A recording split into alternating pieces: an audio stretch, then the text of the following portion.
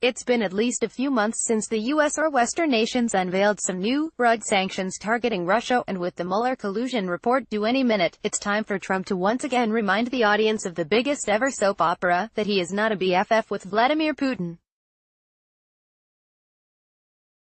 As such, the FT reports that the US and EU are close to agreeing a raft of new sanctions against Russia, this time in a coordinated push aimed at punishing Moscow for its aggression towards Ukraine in the Kerch Strait.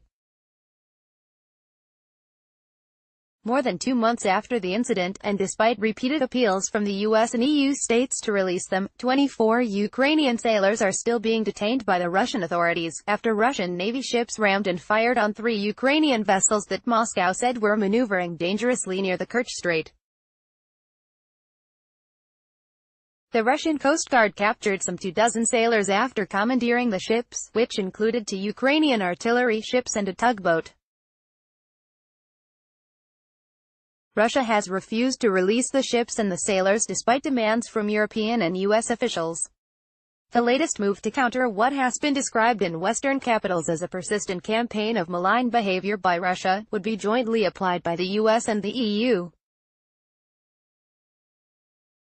The new measures will be discussed at a meeting of EU foreign ministers next Monday according to the FT, and could be levied in the next 2 months, according to diplomats briefed on the discussions.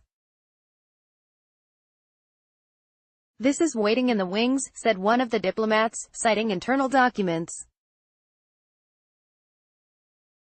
The person added that the new sanctions were expected to be tabled by the end of March.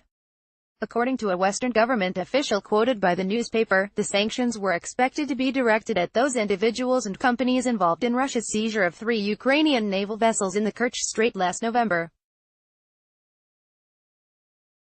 News of the latest sanctions hit Russian ETFs such as the RSX, while the US DRUB spiked to session highs, jumping from 65.55 to 66.20 before retracing some gains.